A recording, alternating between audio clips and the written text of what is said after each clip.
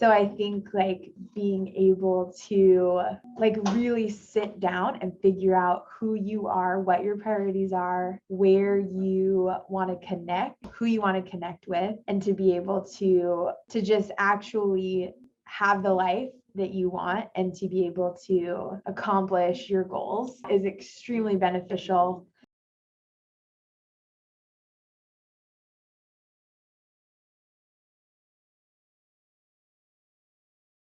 I was really interested in higher education. I think that my story is actually kind of neat in that I was a resident assistant for 3 years while I was in college in my undergrad.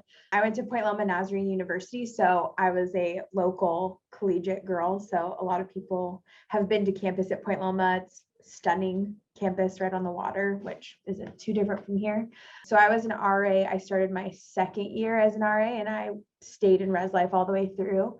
And I think I really thrived as a student. When you're 19 years old and you get tasked with community building and caring for, I think I had like 40 residents out the gate. I think it pushed me to be a less selfish version of myself. It pushed me to think about other people way more than the average 19-year-old typically would. And so I think I became very aware at the end of my first year as an RA that I was a better person for having done that job. So I just it was like I'd found the mothership. And so I like couldn't get enough of ReLyfe, but I was a journalism undergraduate major. And so I had dreams of writing for a magazine and all of these things. And so I ended up getting a job right out of school at San Diego Home and Garden magazine. I was a columnist at 22 and I worked there for a year before I was kind of like, this sucks. I think that I was freaking out because I didn't know what to do when like I had followed all the correct steps and I had gotten a job in my field right away. I like was doing everything I was supposed to be doing and I was not fulfilled. I was a new grad and just kind of was getting like squeezed and taken advantage of as like fresh grads typically are. And so I kind of had this panic moment of like, when was I happiest? When was I feeling like I was my most helpful, contributing to society, fulfilled, all the above? And I went back to like, I felt that when I was an RA. So I, within like a year and a half, found myself back in higher education and I went back to grad school. You need a graduate degree to work in residence life. And so went back to grad school. I was working as an admissions counselor, double dipped and went full-time school, full-time work. And then got into ReLyfe a few years after that and haven't left. So now I coach and mentor and do leadership development for RAs who did the job that I did that impacted me so deeply.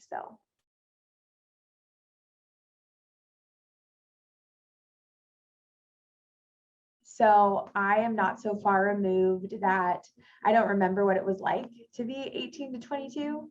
And I think that for me, I am endlessly entertained by students, if I'm being perfectly honest. I think there are no 2 days that are the same. So I never know what fires I'm going to have to put out in the course of that day. And I think that I love that I don't necessarily always have to work with students in trauma or students who are like in deep need of something, but also just students who need to be encouraged and like to know someone's in their corner. And I think that it's not to sound uber cliche, but I think that for me, like it's my honor to like get to be a part of their college experience when like so much is happening. They're away from home for the first time. They're in their biggest transition. Up until that point, they're trying to figure out who they are as people and how they're going to manage their family's expectations of them or their own expectations of themselves and first relationships or just all of the things. And I just like get a front and center view. So I like grab the popcorn and like hang out.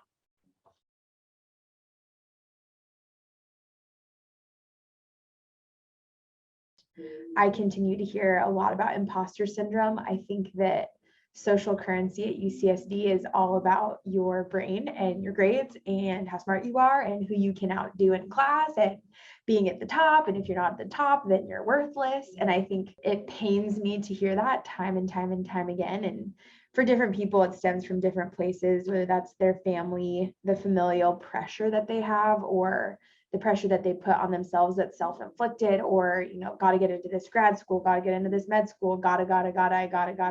And like, it takes such a toll on them mentally, and then they don't realize it until they're about to have a break from reality mentally. Burnout is really real, and I think that it's a badge of honor of like how busy you can be instead of like realizing how unhealthy that is. So I think I hear that a lot, and every time I hear that, it just shoots off a little red flag in my mind to like do my best to like coach and encourage that this place does not define you. And I know that it's easy to get fully sucked in where like you live here, you go to school here, it feels like the world outside of UCSD kind of fades a little bit for the 4 years that you're here.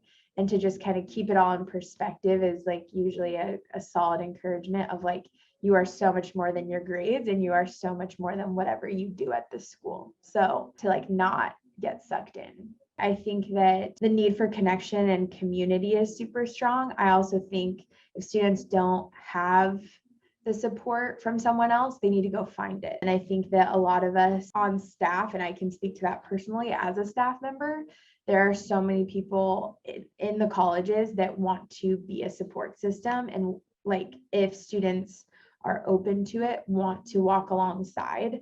And so my encouragement would be, if you don't have that, find that. I think of like in Revelle College, like our dean, like Dean Sherry Mallory, is all about supporting students and like gives out her cell phone number and is like, please like reach out to me and we'll go connect with students. And I know that she is not unique in being like that. I think that finding clubs and like finding people who are more like-minded, and like you have no idea who you'll meet. There's student success coaches in every college. I think it's hard, but sometimes I think the students have to make the first move to open the door. And like for me, like I'm not going to force my way into a student's life, but if you want me there, I'll happily be there. And so being intentional about knowing like you, in order to be your best version while you're here, like you need access to other people and like other people who can support you. Having super supportive friends is important. And we encourage clubs, we encourage involvement, because walking alongside people who can also support you, that are your peers, is also incredibly necessary.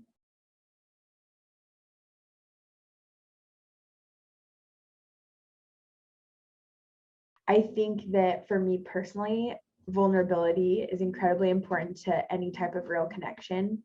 I got the question once from a therapist that was like, who actually knows you? Like, who truly knows you? And didn't want me to answer right away, but just wanted me to sit in that of like, do your friends know 50% of the real you? Do they know 25% of the real you? Do they know all of you? Like, who knows all of you? And if that answer is like, I've had people say, no one knows all of me. Like no one, like there are things that I won't talk about. There are things that like, where won't you go vulnerably? Or like, are there things that you are hiding from even yourself and not acknowledging? But also to understand that vulnerability is the core of true connection. So if you're not vulnerable with anyone, then your relationships tend to all be surface level. And is that okay with you? Are you cool existing on that level when there's so much more capability than that? And like the richest relationships I've ever had have been full of vulnerability, and it's brave and to be vulnerable. And I think I have experienced that so intensely that I think as it translates to students, it's not something you can force, it's a choice. I think when students open up to me about like very real pain or very real insecurities, like that's an honor. And I think that people need to acknowledge vulnerability and hold it very tenderly, because they aren't owed someone's vulnerable heart. And if you get it, like treat it as such, and like do not betray that trust that is like vulnerably, when someone vulnerably shares with you. I think there's a ton of freedom in being vulnerable. It's also super scary, but it can feel incredibly freeing to have your most authentic self, to know and be known. I think that's why like when I meet people, I tend to ask really intentional questions, because I don't care about your favorite color. Like I want to know what gets you super pumped and like what pisses you off and why you are the way that you are, or how were you raised. And those things can often uncover like a lot of pain, but also can help me be a better friend, be a better supervisor, be a better encourager of the people in my life. And to me, like, vulnerability in relationships is the best way to have authentic connection. So there's just so many people that have no desire to be vulnerable in any way, and it stunts their relationships.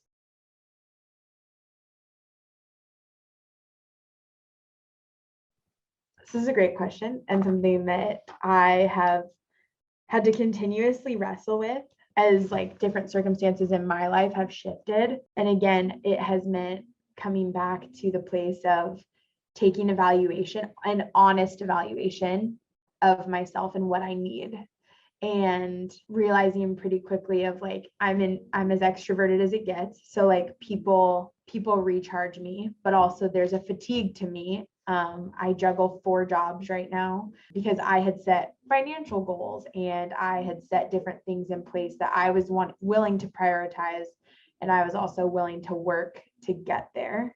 And on top of those things, like, I did not want to sacrifice a social life or to like be the good sister, daughter that I want to be. And I don't think I always do this well. I think that for me personally, I have a large energetic capacity where I can hold a lot, but I also have had to be really careful with who I let into my life and who can pull from me rather than also pour back into me.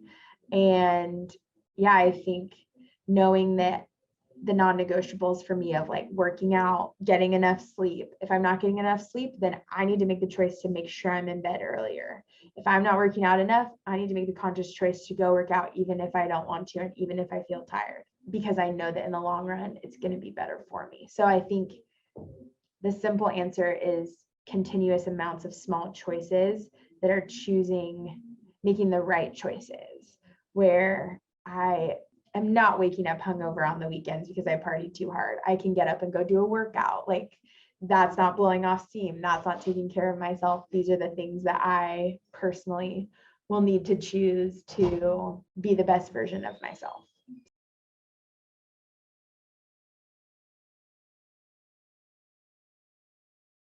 Like, I'm such a big proponent of self-awareness and like self-discovery. And what I mean by that is like figuring out who you truly are and not just the facade that you want to put out to everyone else. And I think that journey is like so awesome in like hard ways and in like really great ways of like, I think being able to, in my 20s and early 30s, to be able to take stock of like what my identities are and how I'm showing up in those identities. Like, how good of a daughter am I really? How do I show up for my parents? How good of a sister am I really? Am I showing up good enough for my brother, my sister-in-law, my niece, like my family? Like, how good of a friend am I really? And narrowing down sounds too broad to say life, but like, who do I want to be at the end of the day? And like, what is my priority? Is my priority to make a ton of money in my career? Clearly not. Here I am. But like, you get one shot at this thing. So what are the things you want to prioritize? Is it people? Is it money? For some people, it's money. No shade. Like, if it's like, I talked to a student that I said, like, what's number 1 on your bucket list? Like, if you could do anything, what would be your number 1? And they said, I want a yacht. I will do whatever it takes. I will work what I need to work. I'm going to buy a yacht. And for them, that was a number 1 bucket list. Like, I love encouraging students to like go back to basics in ways that you don't often think of on the daily, of like, are you showing up how you want to? And like, to be able to pivot and adjust if you're not. I think my simple advice would be to actively work to combat the pressure that I am guessing you probably feel, that I promise it's going to be okay, that even if it takes a little more time than you want, you are still incredibly smart and advanced and worthy of all the good things, and like, to let yourself enjoy these years that you also won't get back, and like, to spend the extra time to get to know the people around you, and to spend the extra time to invest into the communities in which you live, and spend the extra time to pursue someone you might not pursue otherwise. And like, you won't regret that. And to not be so fixated on a grade, on a test, on what's coming next that you miss what's going on right now, because what's going on right now is incredible and a lot of people miss it. Thanks for watching. Hit the like button and comment with your own thoughts and experiences. If you'd like to see more content like this, please subscribe to our channel at ReLyfe Videos. Let's rehumanize.